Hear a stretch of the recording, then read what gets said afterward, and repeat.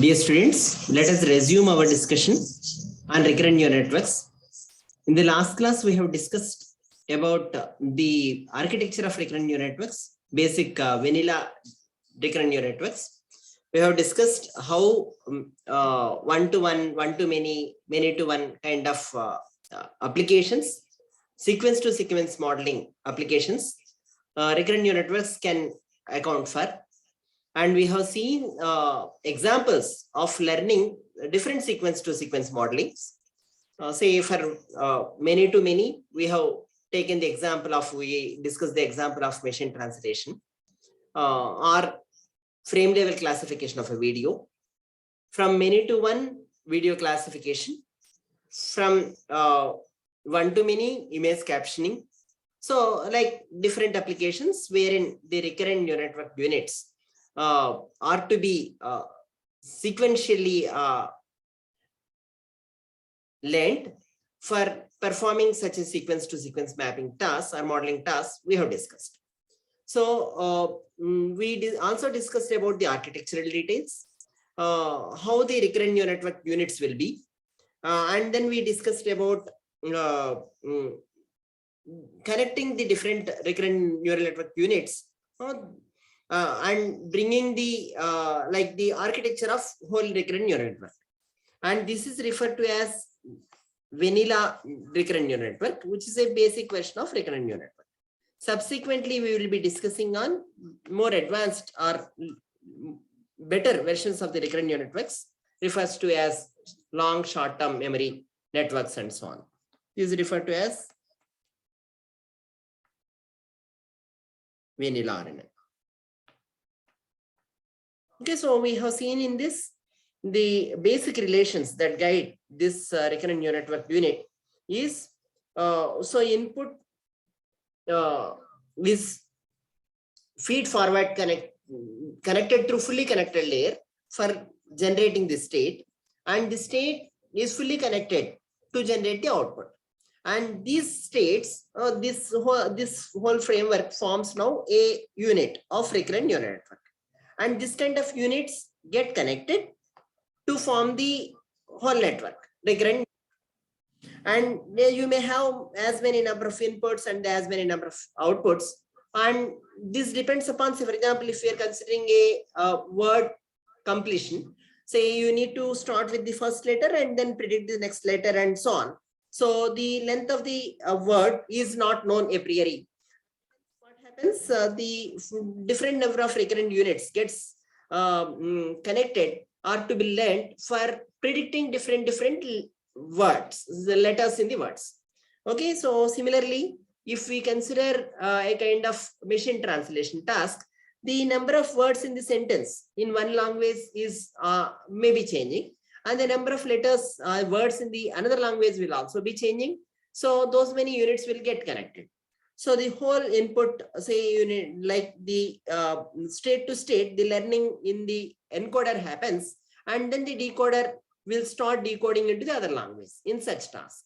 Okay, so in any of these cases, you may have multiple inputs and multiple outputs, and the loss is the sum of all the losses at each of the recurrent neural network units. Okay, the output from the outputs of each of the recurrent units. Okay, so now as we have seen, the learning in recurrent neural networks happen through like back propagation in the similar manner as we have seen for feed forward networks. But however, there is a change in learning the weights of the weight matrix or weights connecting the state to the next state. Because if you see a state at any given time step, this connects through the previous state to this W, and the same W is used to connect to the previous state and so on. So while back propagating here, this information in gradient update here also needs gradient update here and so on. Okay, so that we will see in this current class.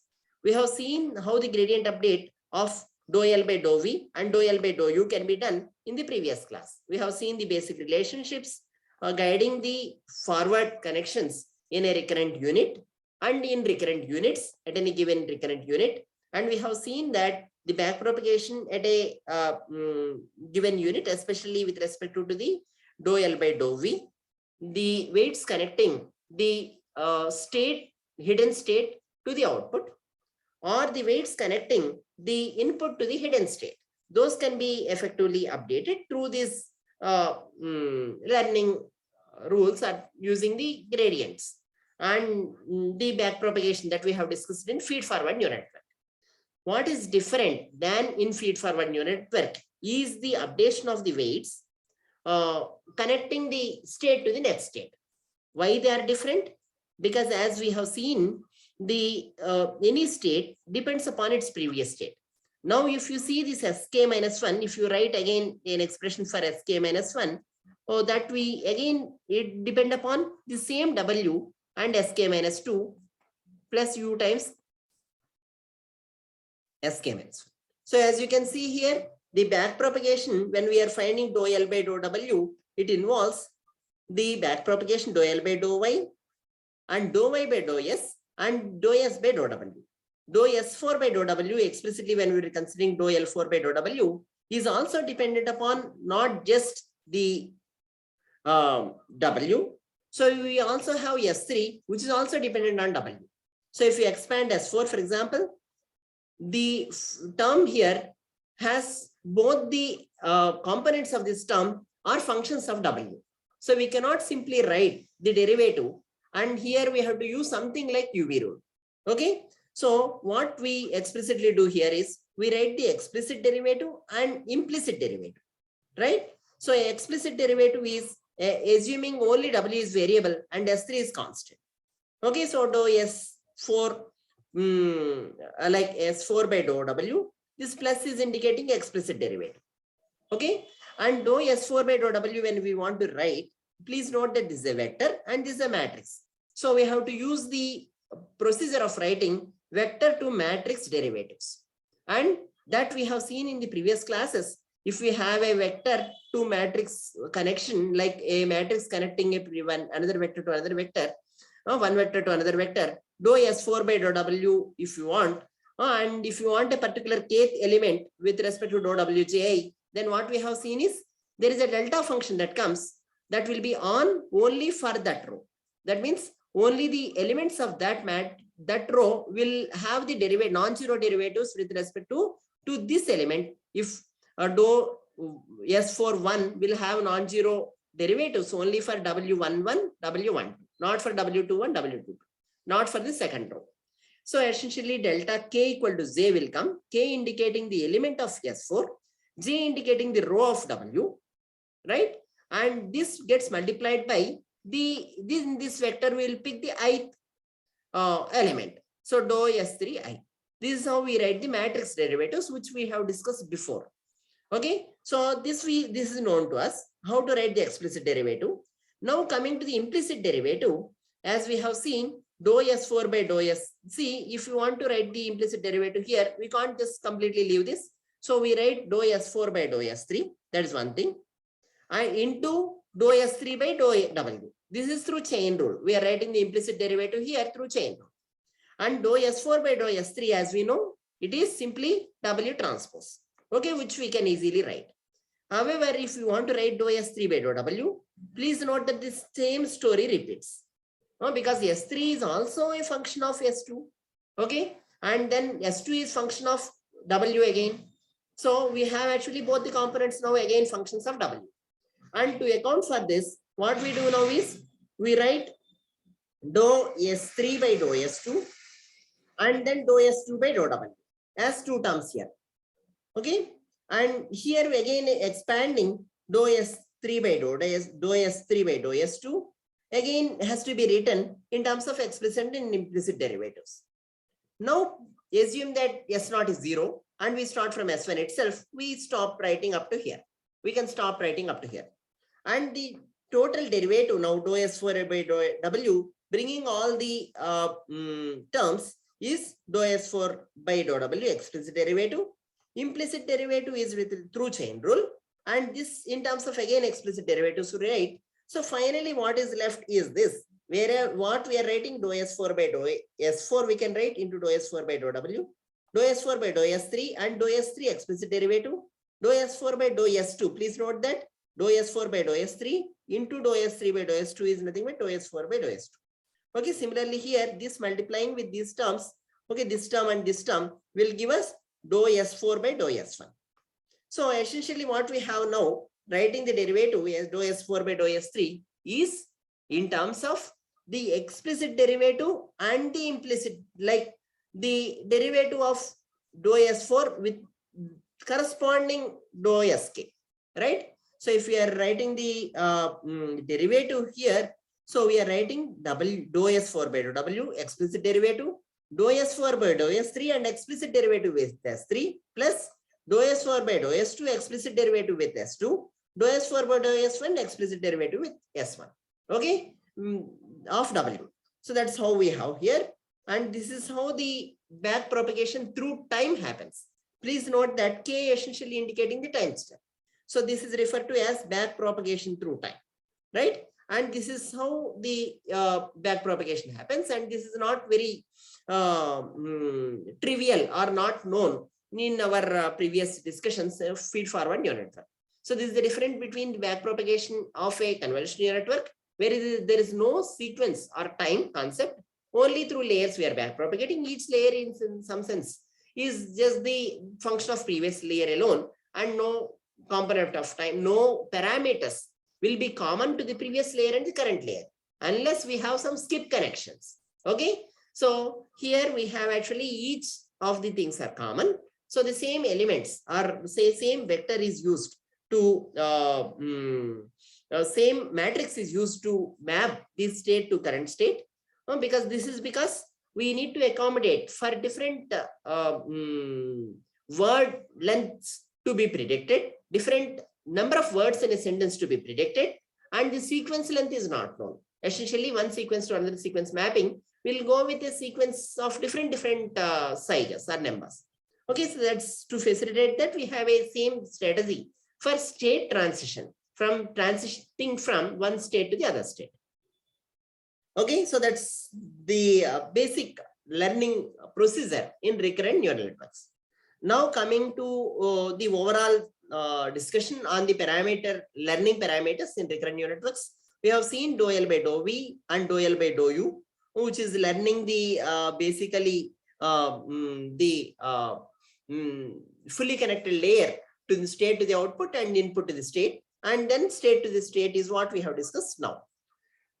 So essentially, if we see what's happening in this is we can represent this recurrent neural network in a nice pictorial form to understand, are there any limitations with respect to this network architecture? Okay, so let's go through some of the slides and come back to the discussion here on for different versions of the different architectures of the recurrent neural networks. Sharing the slides.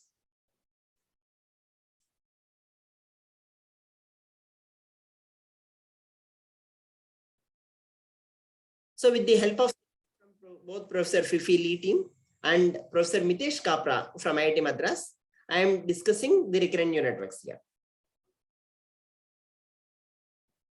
So we will review the aspects that we have already discussed quickly and move on to some of the new aspects that we would like to discuss.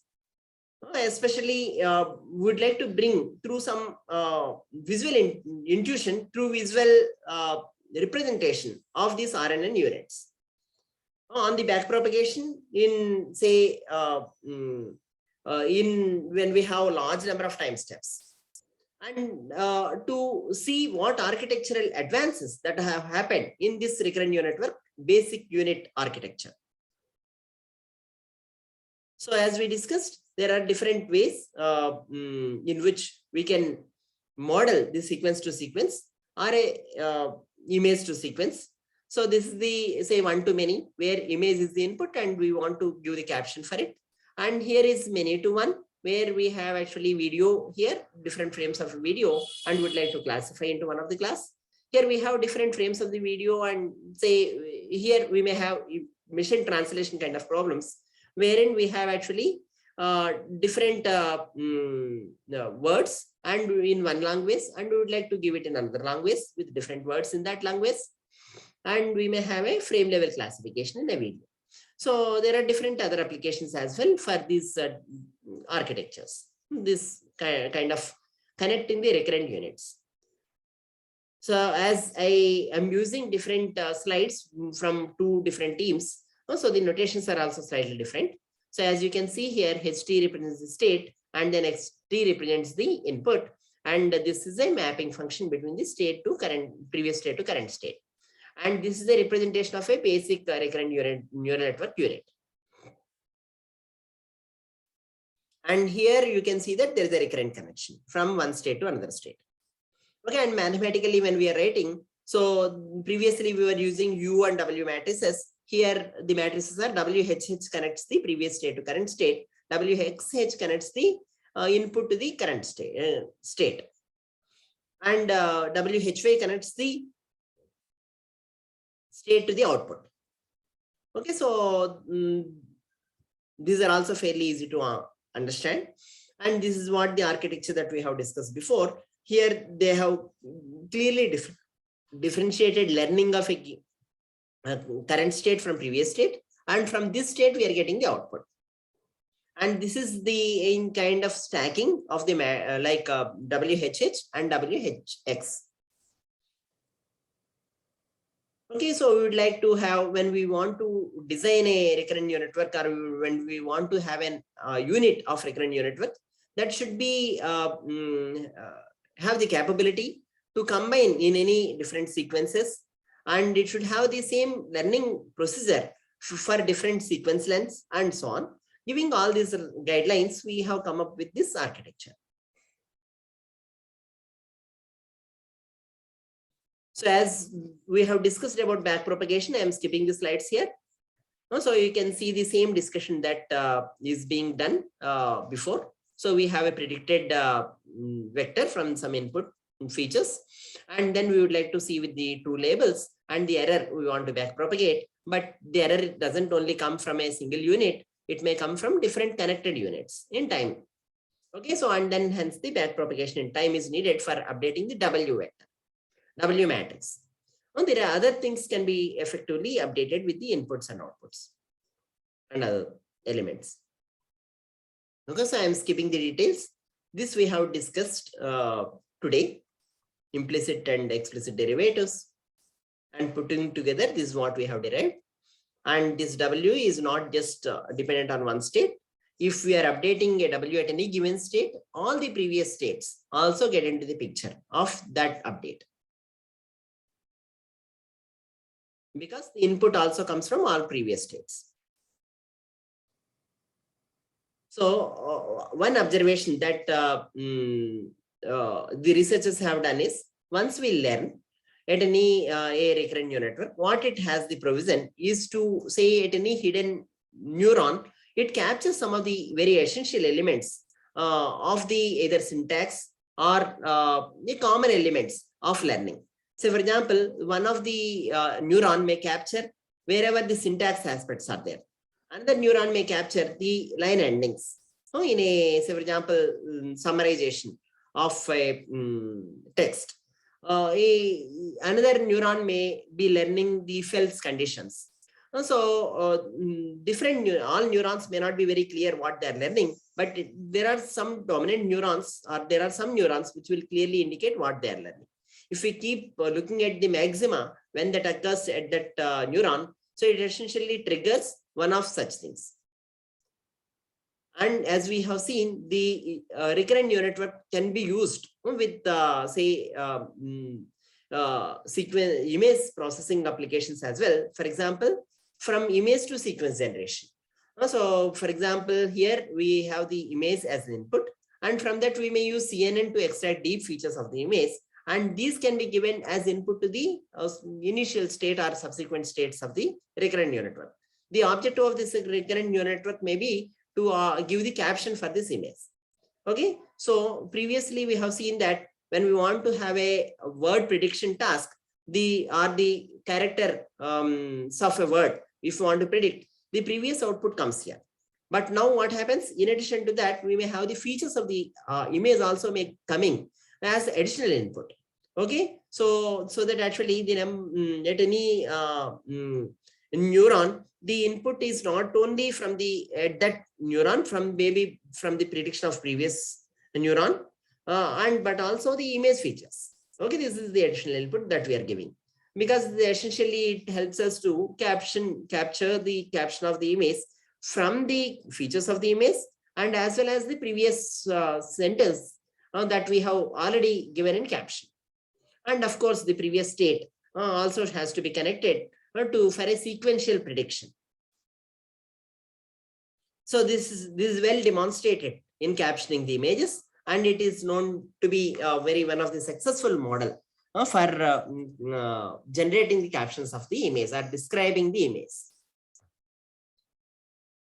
So as we discussed, so there are some limitations for this recurrent neural network. One main limitation, as we can see here, is when we backpropagate across several units of recurrent neural network, we may come across the exploding or vanishing gradients problem.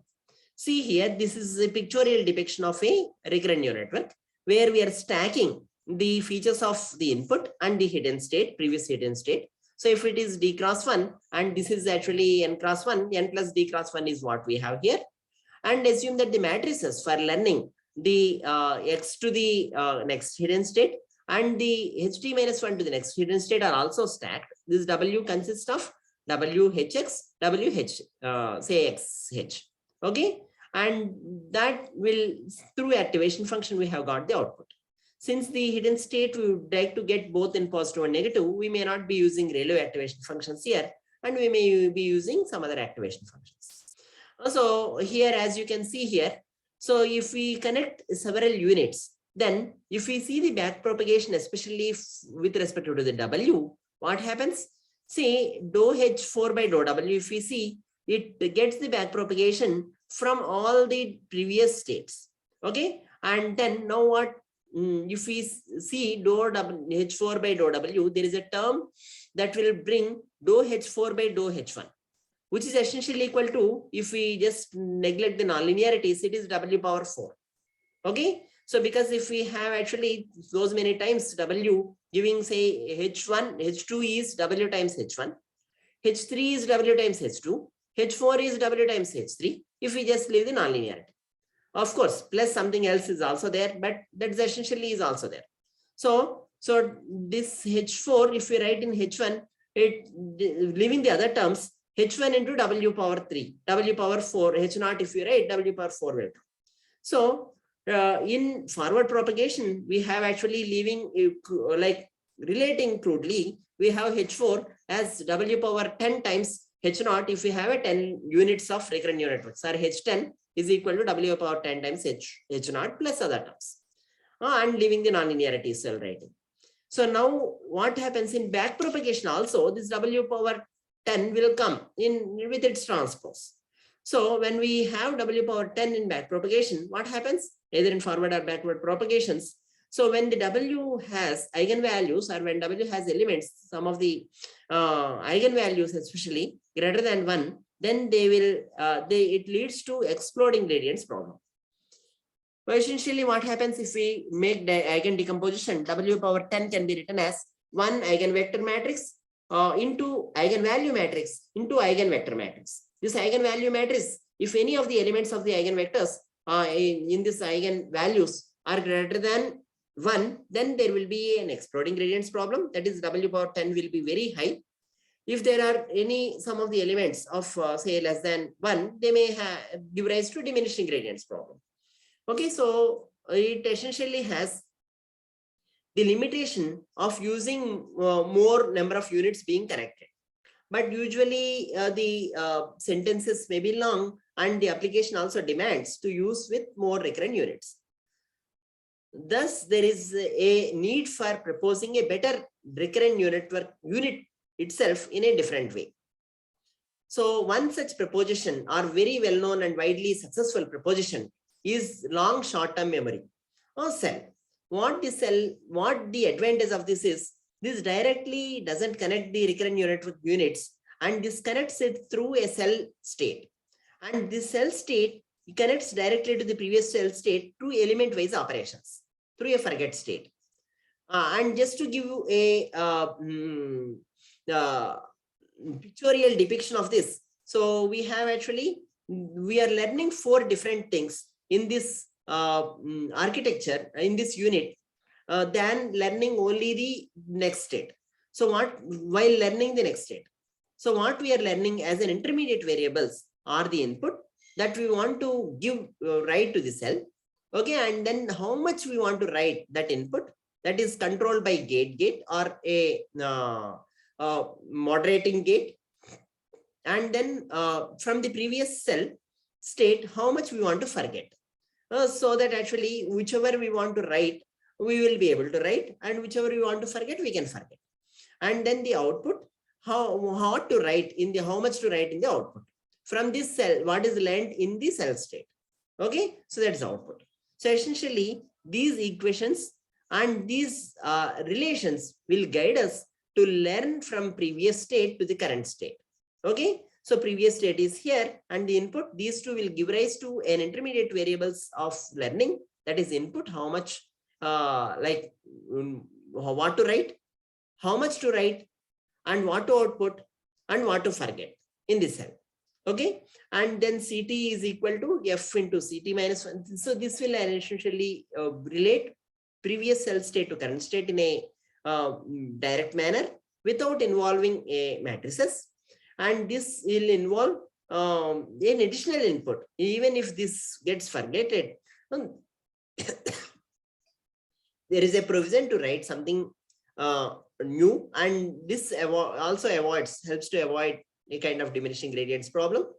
And this essentially will decide how much to output. So this pictorially, if we see, so the main learning that happens in, say, is through states, but this has an intermediate variables, and the back propagation is mainly connected through a direct path across the cell states. What this helps is, this W only, say, this forget gate is what is controlling how much, say, how much the gradient flow from CT to CT minus 1 happens. Okay, so that essentially is a simpler control over the gradients operations. And hence this addresses the diminishing gradients problem quite well. So please note that this is only element-wise operation between the CT and CT minus 1, and this is not a matrix operation as such. Of course, F may have the matrix within while learning, but essentially after, once we consider as C2 to CT minus 1, it is only element-wise operations. And hence there can be a direct path in that.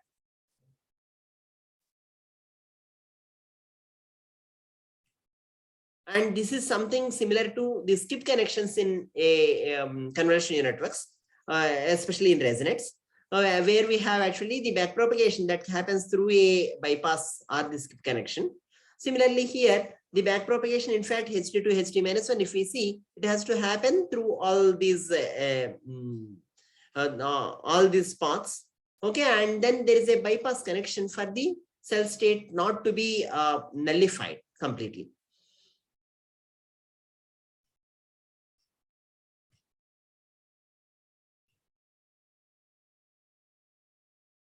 So let's see with a little bit of mathematical details on these aspects before we conclude.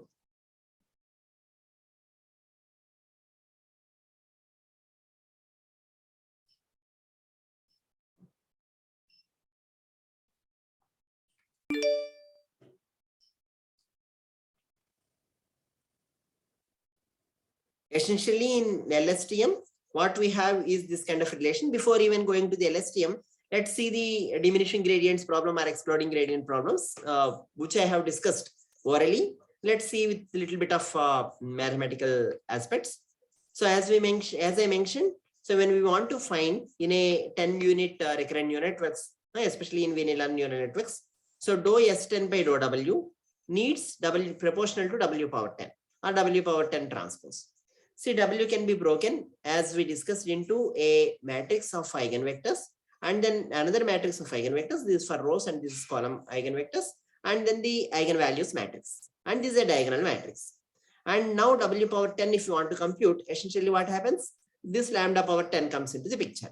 And when there are some elements which are greater than 1, or which are some elements less, like greater than 1, then it will give rise to lambda power 10 will give rise to exploding gradients problem.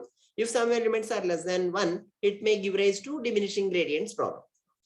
So these problems can be addressed better in LSTM. And in LSTM, as I mentioned, there are 4 intermediate variables. One is input and what to write from input, and then forget from the previous cell to current cell state, and then the output to be given to the current state. So that's these things, as discussed, they are related to the previous state and XT and through the matrices. So if we go by the notation that we have seen, WHH kind of notations. So as we can see, WHH, WIH, okay, WIH, W. So you can see that this is related to this through WIH, and this is related to this by WIX. Okay, and so essentially this, if this is, say, if I just assume same dimensions for each of them, so 4 n cross 1, if it is the dimension of this, say assume that they're also same dimension just for simplicity, 2n cross 1. Okay, then the dimension of this will be 4n cross 2n.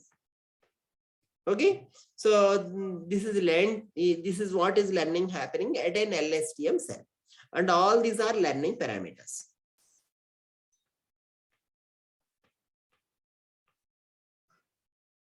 With this, we have actually the cell state, okay, expressed in this way, with a forget from the previous cell state, and then an input, okay, and with moderation that is given by G.